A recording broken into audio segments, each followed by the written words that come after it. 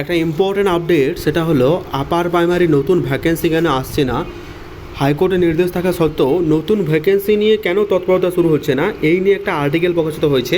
বা upper primary vacancy না আসার, ঠিক আছে, যে রিয়েল কারণ বা যে ব্যারিয়ার রয়েছে, ঠিক আছে, সেই ব্যারিয়ারটা আজকে আলোচনা করব এবং ঠিক কী কারণে এটা হয়নি সেটাও তথ্য থাকছে আজকের এই ভিডিওর মাধ্যমে।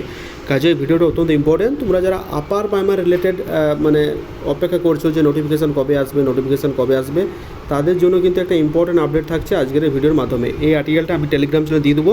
তাই রিকোয়েস্ট একটা করবো, টেলিগ্রাম চ্যানেলে তোমরা কিন্তু অবশ্যই যুক্ত থাকবে। ছোটো বড়ো আপডেটগুলো আমরা টেলিগ্রাম চ্যানেলে দিই, আর যারা সাবস্ক্রাইব করো সাবস্ক্রাইব করো।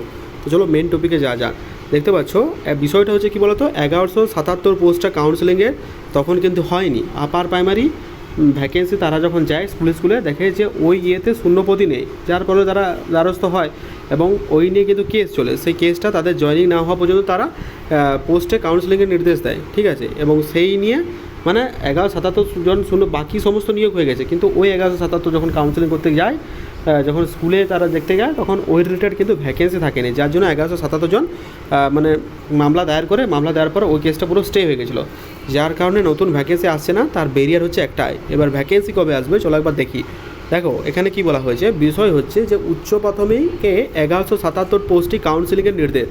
শূন্যপদে স্কুল সার্ভিস কমিশনকে কাউন্সিলিং করে রিপোর্ট জমা দিতে বলেছে কলকাতা হাইকোর্ট, ঠিক আছে। মানে এই স্কুল সার্ভিস কমিশনের কড়া নির্দেশ দেওয়া হয়েছে যে আগে কাউন্সিলিং করো, দিয়ে 1177 শূন্যপদের রিপোর্ট কিন্তু আগে দাও। উচ্চ প্রাথমিক 10 বছর পর, এইটা দেখো কি বলা হয়েছে, যে উচ্চ প্রাথমিকে 10 বছর পর 14,052টি শূন্যপদে নিয়োগ সম্পন্ন করতে অবশেষে 1177টি শূন্যপদের তথ্য আদালতে জমা দিল স্কুল শিক্ষা দপ্তর। এটা ইতিমধ্যে জমা পড়ে গেছে, ঠিক আছে। মানে ভ্যাকেন্সি ছিল 14,052টি, এটা 2016 সালের বা যে লাস্ট আপার প্রাইমারি যেটা হয়েছিল, 1177 শূন্যপদের তথ্য জমা দিয়েছে। এইসব শূন্যপদের স্কুল সার্ভিস কমিশনকে কাউন্সেলিং করে রিপোর্ট জমা দিতে বলেছে কলকাতা হাইকোর্ট। বিচারপতি তপব্রত চক্রবর্তী ও বিচারপতি পার্থসারথী চট্টোপাধ্যায়ের বেঞ্চে বৃহস্পতিবার এই নির্দেশ দিয়েছে। পরবর্তী শুনানি হবে 22 জুন, ঠিক আছে। উচ্চ প্রাথমিক 2015 যেটা আপার প্রাইমারি হয়েছিল, ঠিক আছে। 2015-তে টেট পাস, 2016 নিয়োগ পক্ষে আবেদন করেছিলেন প্রার্থীরা। বারবার আইনি জটিলতায় 2016 নিয়োগ প্যানেলে কাউন্সেলিং শুরু হয় 2024 অক্টোবরে, ঠিক আছে, যাদের আটকে গিয়েছিল। আদালতের নির্দেশেই 2024-2025 আগস্ট পর্যন্ত 8 দফা কাউন্সেলিং হয়, তারপরে নিয়োগ শুরু হয়। কিন্তু সব শূন্যপদে এখনও কিন্তু নিয়োগ কিন্তু সম্পন্ন হয়নি, ঠিক আছে। সুপারিশের পাওয়া বাকি এই 1200 জনের আদালতে বৃহস্পতির নির্দেশের বাকি শূন্যপদে দ্রুত নিয়োগ করতে বলে আশাবাদী মামলাকারীরা। পশ্চিমবঙ্গ আপার প্রাইমারি চাকরিপ্রার্থী মঞ্চের সভাপতি সুশান্ত ঘোষ বলেন, এখন নিয়োগপত্র পাননি প্রায় 1241 জন, এখনও নিয়োগপত্র পাননি। অবশেষে 1177 শূন্যপদের কাউন্সেলিং হতে চলেছে, এটা ভীষণ আনন্দের।